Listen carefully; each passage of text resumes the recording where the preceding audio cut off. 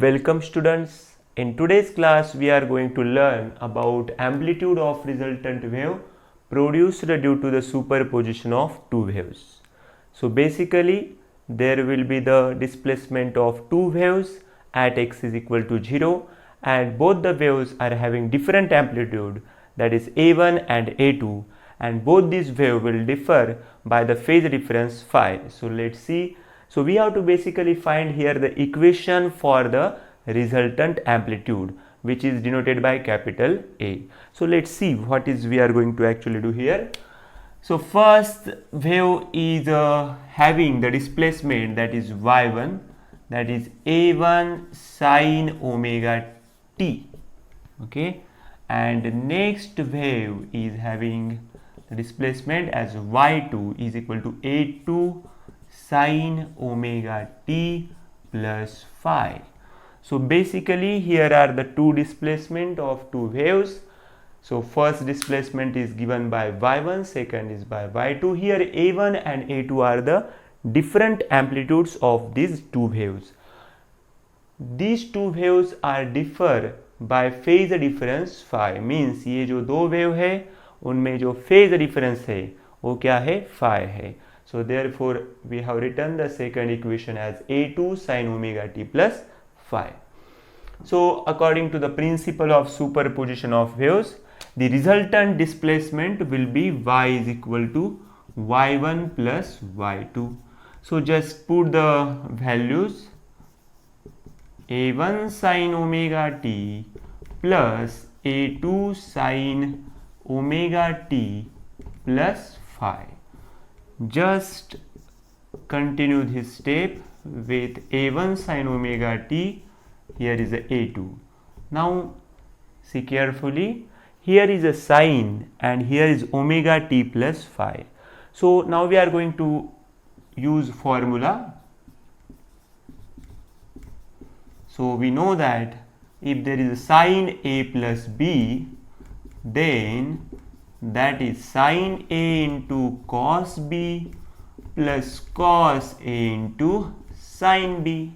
So very easy formula.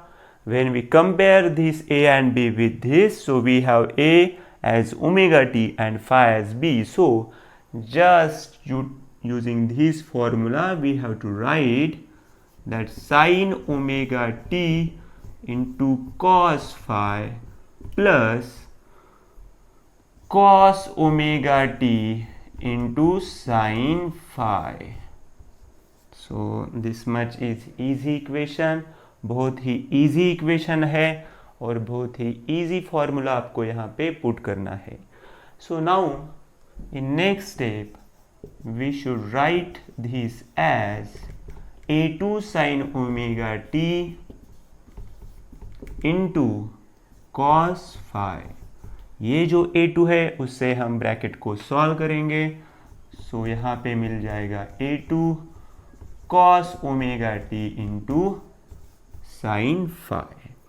Just multiply this term with a2. Similarly for this multiply with a2. I hope you are getting it clearly. Yes. So now here is a sin omega t and here is a sin omega t. From these two terms we are going to take something common. Let's see. Here y a1 plus a2 cos phi, ये जो term थी उसमें भी sign omega T है, यहाँ भी sign omega T है, उसे मैंने यहाँ पे कॉमन लिया है. सो यहाँ हमें साइन ओमेगा टी मिल जाएगा. Plus for this we can write a2 sin phi into cos omega T. इस टर्म को सिर्फ यहाँ पे क्योंकि मल्टीप्लिकेशन में हम एडजस्ट कर सकते हैं. सो अभी ये हमारे पास इक्वेशन यहाँ पे अवेलेबल है. सो नाउ ये जो टर्म है इसके लिए मैं कुछ वैल्यू पुट करने वाला हूँ और ये जो टर्म है उसके लिए कुछ वैल्यू हम यहाँ पे पुट करेंगे. So first write down this carefully. Okay, अभी हम जो वैल्यूज़ है उसे सिर्फ थोड़ा यहाँ पे पुट करेंगे. See here, I will clear the above portion of this equation.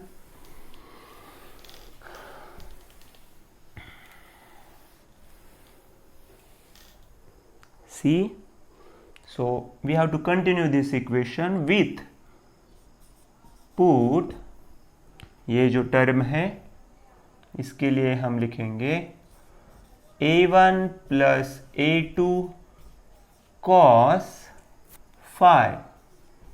इसके लिए हम लिखेंगे a cos थीटा. और उसी तरह से सिर्फ ये जो टर्म है इसके लिए कुछ वैल्यू हम पुट करेंगे. यहाँ पे है a2 sin phi is equal to a sin theta. Okay, so let's consider this equation as 1 and this 2 because we are going to use this equation once again in this case. So अभी ये जो equations है यहाँ पे हम जब continue करेंगे, so we have to put here these values. So we can write as a cos theta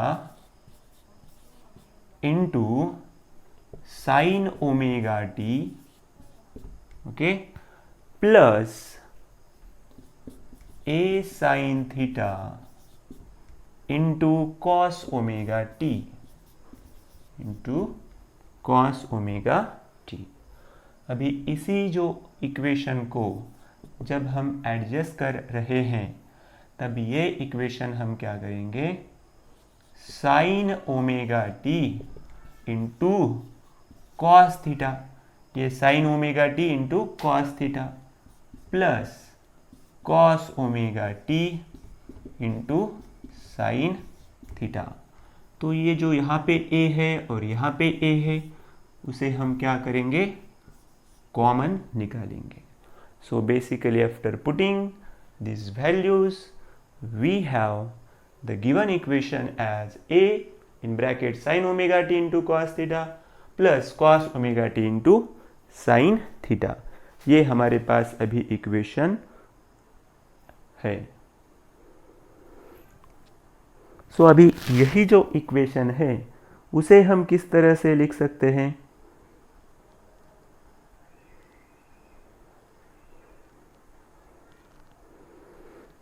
see here. अभी ये जो इक्वेशन है उसको हम क्या करेंगे, y is equal to a. हमने जो स्टार्टिंग में एक बहुत ही इजी फॉर्मूला यूज किया था वो क्या फॉर्मूला था, sine A into cos B plus cos A into sine B. So ये जो एक्सपांशन है किस फॉर्मूला का एक्सपांशन है, sine A plus B. A क्या होगा यहाँ पे, omega t plus theta. So very easy equation. यहाँ पे हमने देखा कि ये जो ब्रैकेट में वैल्यू है वो एक्सपांशन इस फॉर्मूला का है. So from this we can write ये जो sine A plus B is equal to sine A into cos B plus cos A into sine B, ये जो फॉर्मूला था उसका हमने यहाँ पे और एक बार यूज किया. So this is the resultant displacement of two interfering waves. जब दो वेव्स इंटरफियर होते हैं, जब कंबाइन होते हैं, तब उसके लिए जो रिजल्टेंट डिस्प्लेसमेंट हमें मिलेगा तो ये फॉर्म में मिलेगा a sign omega t plus theta. यहाँ पे आप देख सकते हैं जो फ्रीक्वेंसी है वो यहाँ पे क्या मिला है, सेम मिला है. So this is the resultant displacement for the two interfering waves.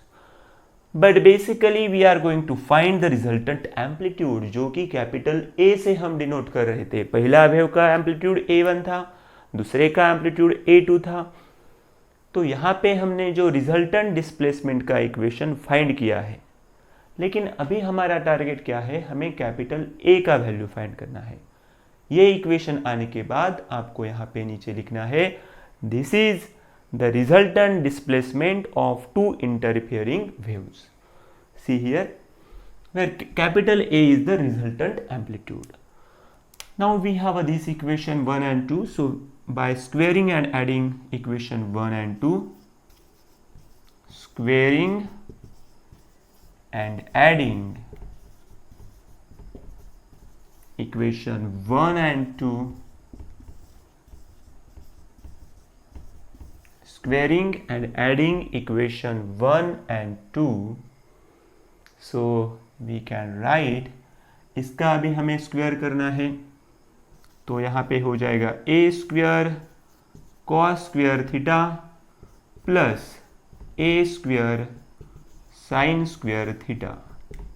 Okay, अभी ये जो टर्म है इसका स्क्वायर हमें करना है, तो यहाँ पे हम लिखेंगे a1 plus a2 cos phi, इसका स्क्वायर करना है, और प्लस इसका स्क्वायर डायरेक्टली हम लिख सकते हैं a2 square sine square phi.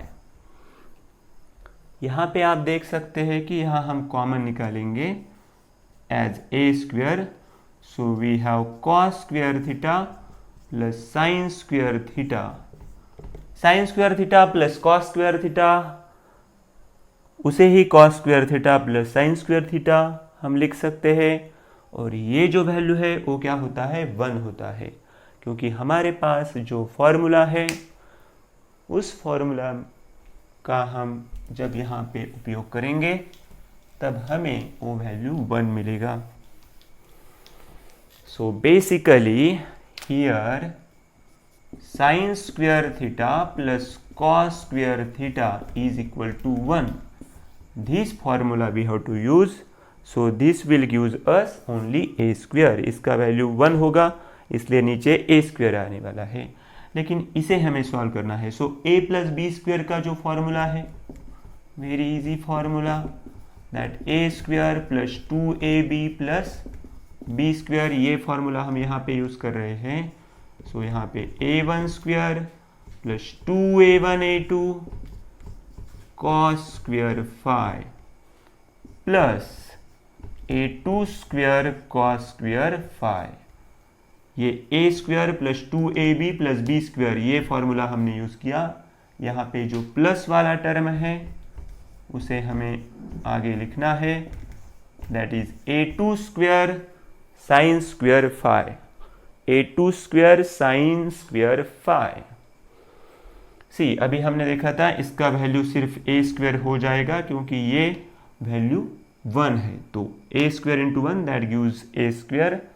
यहाँ पे आप देख सकते हैं जो a1 square 2a1a2 cos square phi, अभी यहाँ पे सिमिलर प्रोसेस होने वाला है। See here a1 square plus 2a1a2 cos square phi, अभी ये जो वैल्यू आपको दिखाई दे रहा है वहाँ पे भी हम ये प्रोसेस यूज करेंगे, तो वहाँ पे हमें मिलेगा a2 का स्क्वायर ब्रैकेट में cos square phi plus sine square phi, तो ये वैल्यू क्या हो जाएगा आगे जाके 1 हो जाएगा। सो 1 से आप मल्टीप्लाई करेंगे तो यहाँ पे मिल जाएगा a2 का square. So see here what is going to be happen, so a square is equal to a1 square plus 2a1a2 cos square phi, अभी ये वैल्यू 1 होने के बाद 1 से आप जब मल्टीप्लाई करते हैं तो यहाँ पे हमें मिलेगा a2 का square. So write it very carefully, बहुत ही इजी इक्वेशन है। यहाँ पे जो simple formula sine square theta plus cos square theta is equal to 1, ये फार्मूला हम यहाँ पे यूज कर रहे हैं।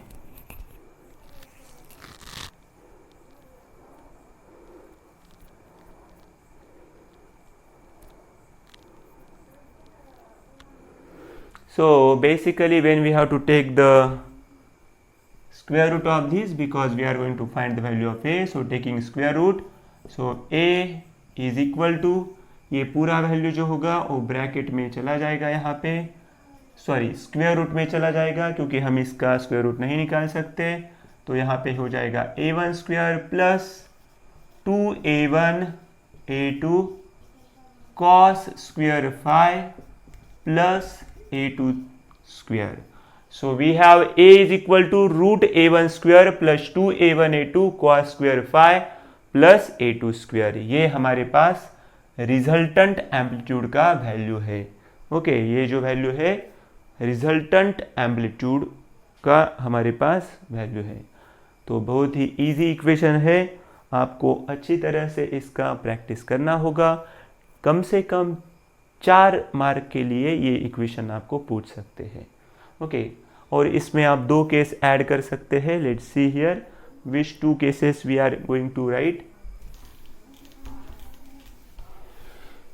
So special cases.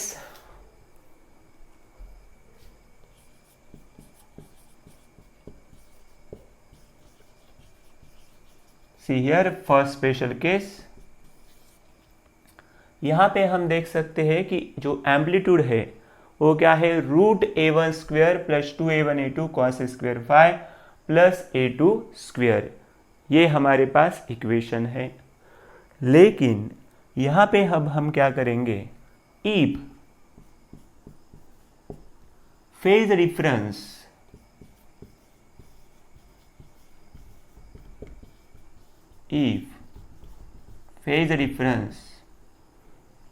Phi is equal to 0.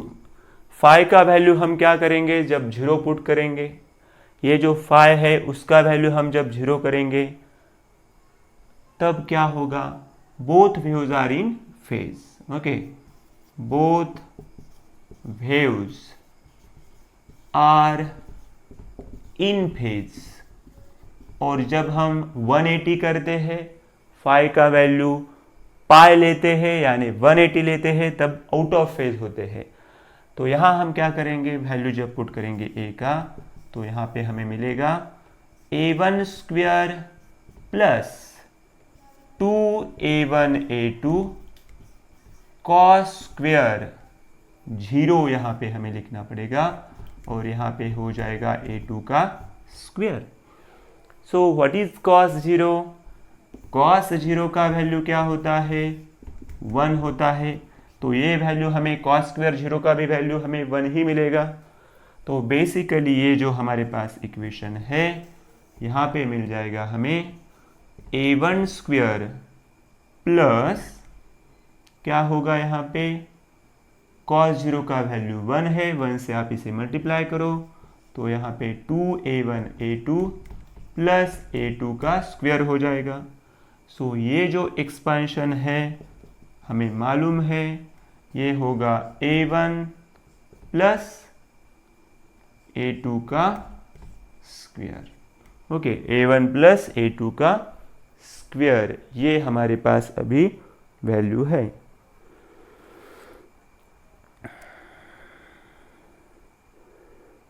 Okay, so a1 plus a2 square root में a1 प्लस a2 का यहाँ पे क्या है, स्क्वायर है. See here, now here is a square and here is a square root. So for this you can write as a and it will be a1 plus a2. जब a1 plus a2 होगा तो resultant amplitude is maximum. क्योंकि a1 plus a2 है, दोनों amplitude का हम addition कर रहे हैं, तो ये सबसे ज्यादा वैल्यू हो जाएगा.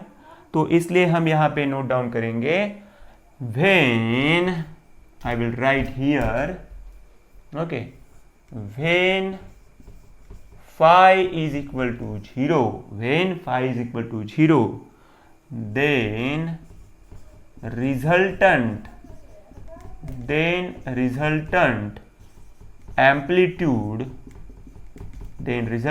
amplitude is maximum. Resultant amplitude क्या है, मैक्सिमम है. क्यों? क्योंकि a1 प्लस a2 जब होगा, तब जब दो वेव्स का जो एम्पलीट्यूड कंबाइन होगा तो रिजल्टेंट एम्पलीट्यूड का क्या होगा, मैक्सिमम होगा. When phi is equal to 0 then resultant amplitude is maximum.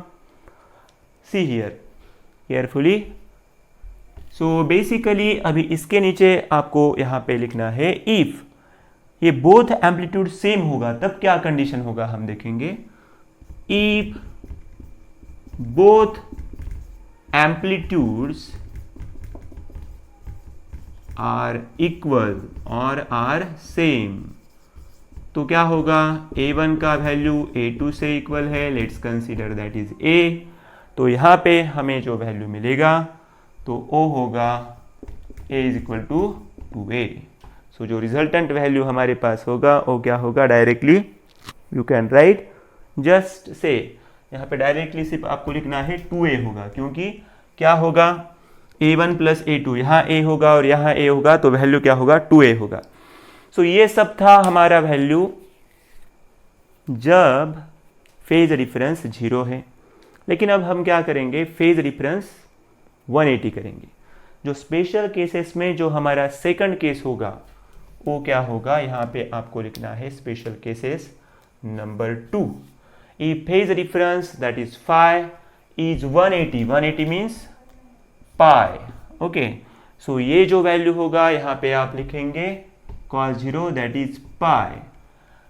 You have to understand that cos 180 cos pi is -1, ये वैल्यू आपको मालूम होना चाहिए। तो जब आप यहाँ -1 पुट करते हैं तो ये जो केस होगा यहाँ पे क्या आ जाएगा, -2A1A2, और ये जो फॉर्मूला है वो किसका फॉर्मूला है, A1 माइनस A2 स्क्वायर का, और यहाँ क्या हो जाएगा A1 minus A2। So when phi is equal to pi, then resultant amplitude is, maximum के जगह हम क्या लिखेंगे, minimum. Very easy, just we are converting it for the minimum case. यहाँ पे क्या होगा, मिनिमम होगा। Okay, A1 minus A2, see here हमने क्या किया, लास्ट केस में 0 था, अभी हमने पाई कंसिडर किया, यहाँ पे इन फेज है तो इसके लिए हम लिखेंगे out of phase. Okay, out of phase. So A is equal to root A1 square plus 2A1A2 cos A square pi plus A2 square। यहाँ पे हमने लिखा है A is equal to root A1 square minus 2A1A2 plus A2 square, और यहाँ पे हमें मिलेगा root A1 minus A2 whole square, और ये स्क्वायर और स्क्वायर रूट कैंसिल हो जाएगा, तो हमारे पास वैल्यू होगा A is equal to bracket में A1 minus A2। So if both amplitudes are same, then यहाँ पे जो हमारा वैल्यू होगा वो क्या होगा, 0 होगा। वैल्यू क्या होगा, 0 होगा। If both amplitudes are same then A1 is equal to A2 is equal to A, तो यहाँ पे हो जाएगा A minus A, that will be 0। So very easy. Okay, so now in next case C, the intensities of the two waves are proportional to the square of their amplitudes. So intensities of the waves are proportional to the square of the amplitudes.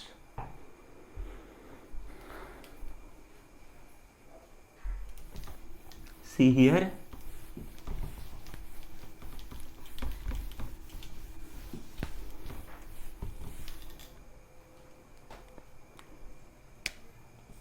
intensities of the waves are proportional to the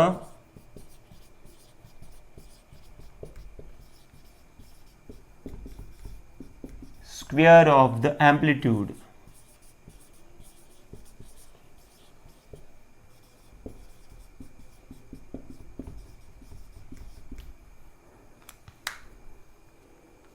सी, यहाँ पे हम लिखेंगे I max is directly proportional to the A max square.